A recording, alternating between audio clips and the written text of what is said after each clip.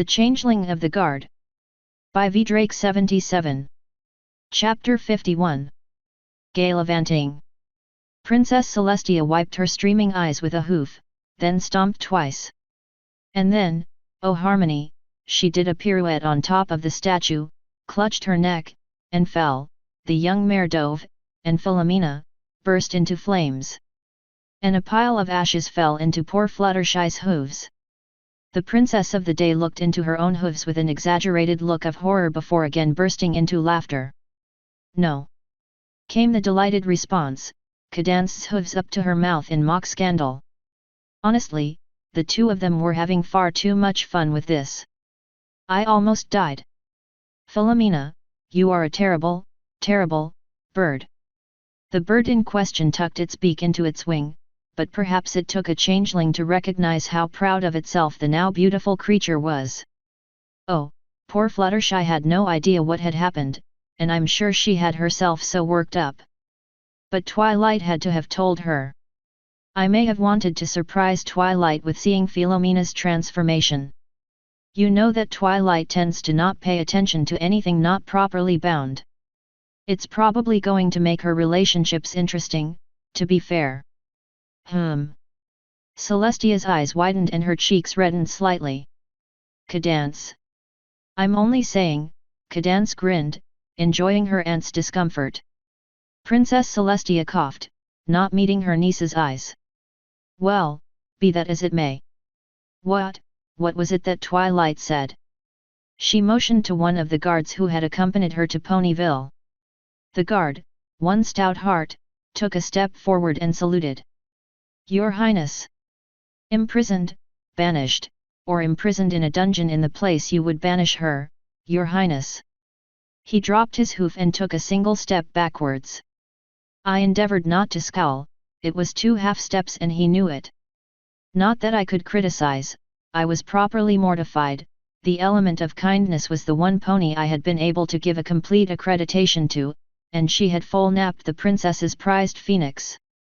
Meanwhile, said princess was on her back, kicking her hooves into the air while Cadance held her sides.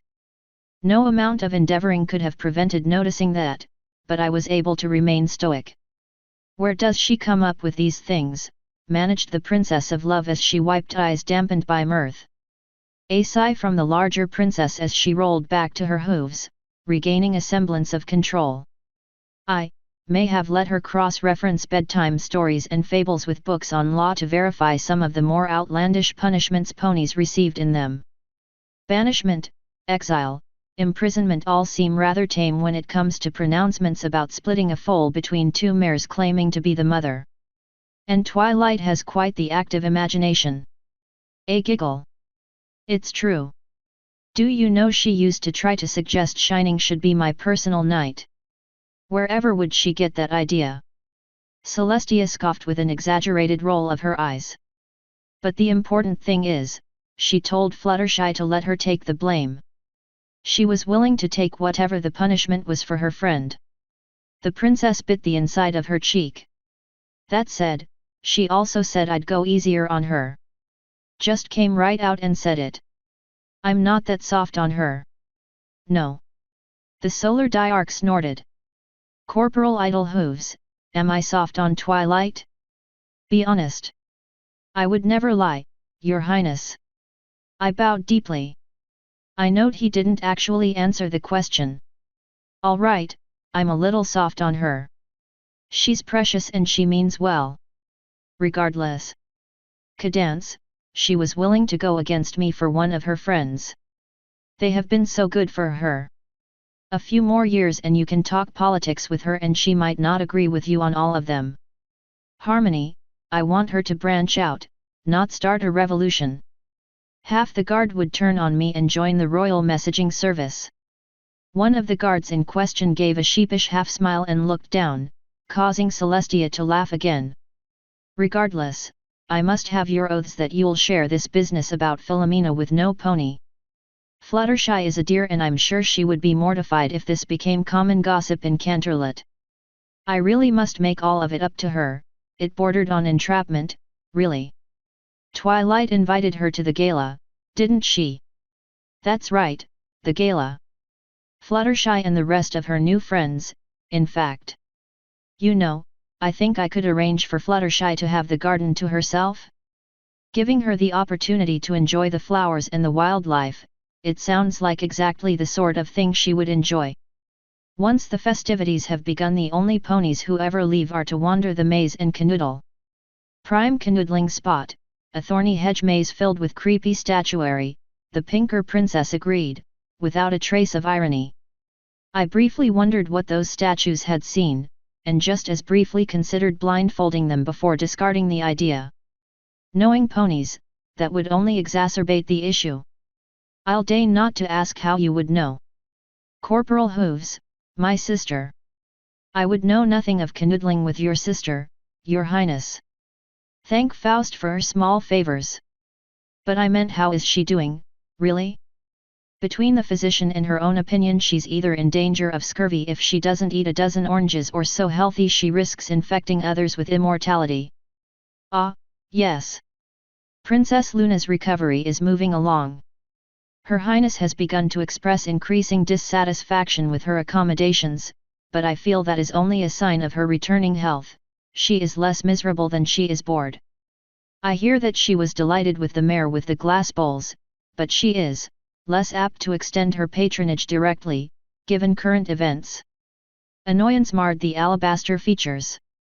If I could find the pony who convinced those two charlatans to leave town in shame, I don't know whether I would knight him or kick him. I wish I could have put those two in a stockade. Are you sure you've never seen him before? Does Equestria even do stocks anymore? Cadance asked, bemused. I swear I have never laid eyes on the individuals, your highness. It was true enough. Most changelings were confident enough in their stolen forms to not need the benefit of a mirror to check. Though I was mostly certain the description of Lord Deface was more than a little exaggerated, I had not been exceptionally circumspect making my way through Canterlot. Do you know, the rumor mill suggests he lives in the canals below the city? I opened my mouth to admit that I did not, then frowned. I had definitely been seen, yes, but... Yes, I am aware there are no canals beneath Canterlot. And no pony living beneath the city. She quickly raised a hoof to forestall any protest. Canterlot Castle notwithstanding. I felt a moment of concern. While that was not inaccurate, I was suddenly concerned that my dealings on behalf of one princess has put another of my charges at risk. If ponies were going to seek individuals beneath the city, they could very well put the nymph at risk of discovery. Something would have to be done. Asterisk. I have you now, your highness. Your efforts are for naught, and you will rue this day. I intoned as I lifted the spike, prepared to slam it down in victory, crushing my foe utterly. Sky 6. Thou hast unthundered my cumulonimbus. Came the bitter response from my defeated foe. 'Twas our favorite. I summon forth a typhoon, air 1 through cloud 3. And you have shattered my thunderhead. I sighed, now disappointed. Victory is yours, but the international community will have words for your excessive use of force. I placed 8 white pegs before placing the final red peg into my largest cloud and showing the Royal Highness her victory.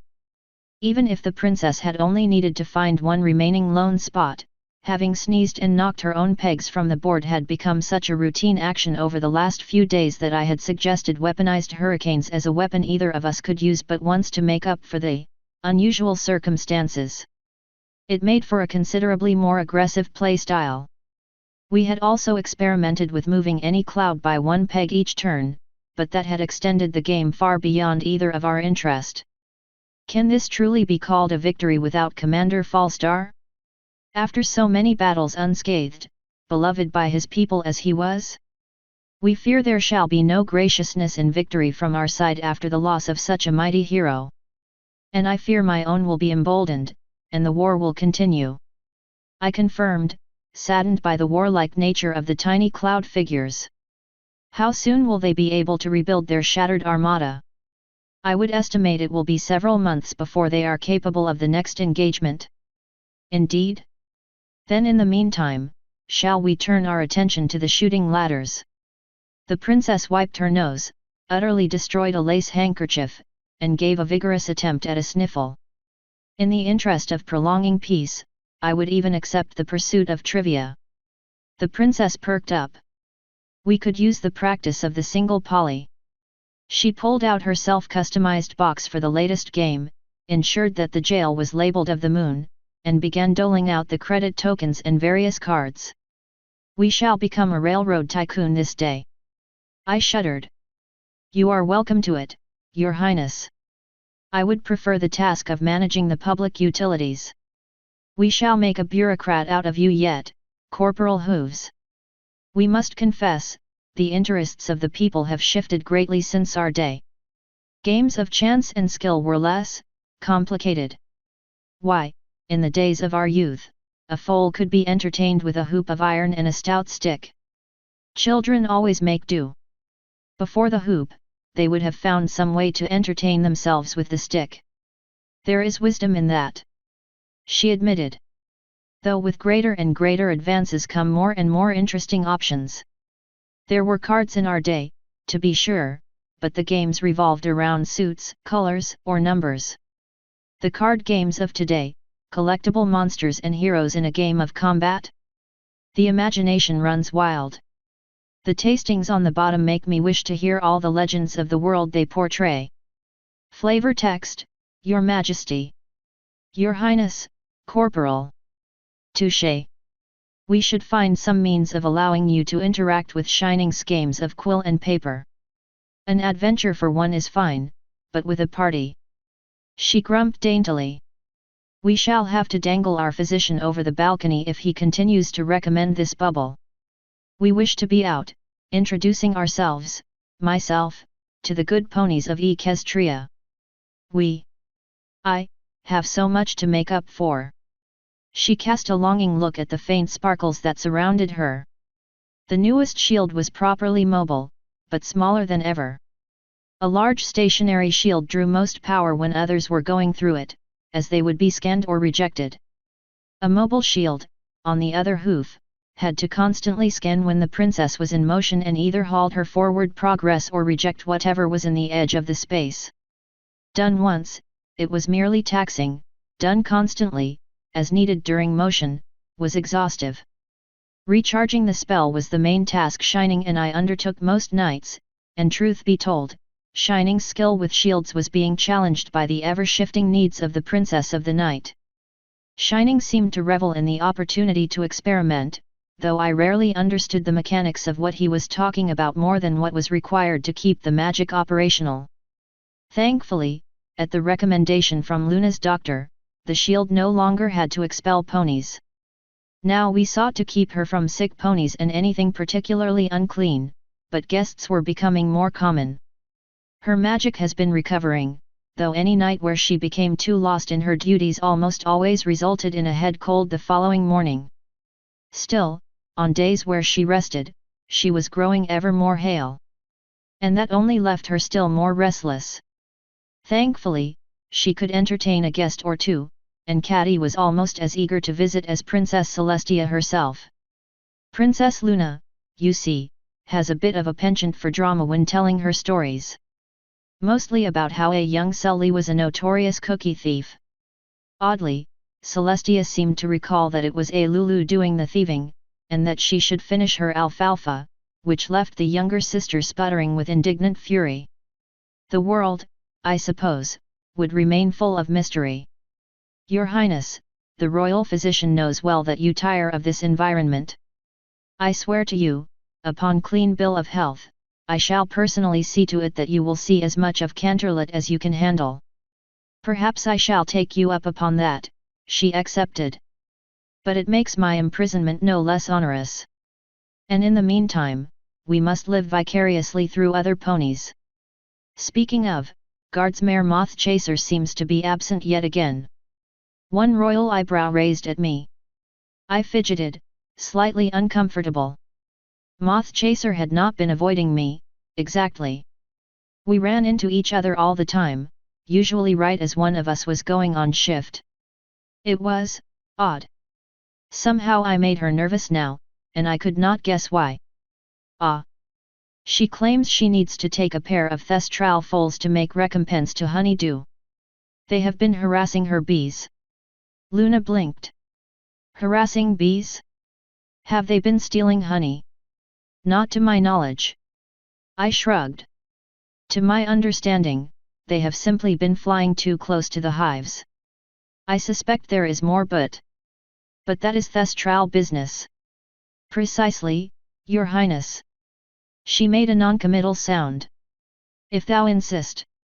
Roll the dice, that we may begin. And tell us more about this gala. Asterisk. The Grand Galloping Gala, a time for the good ponies of Canterlot to be on their absolute best behavior, to uphold all of the social niceties, and to enjoy themselves within the limits of propriety.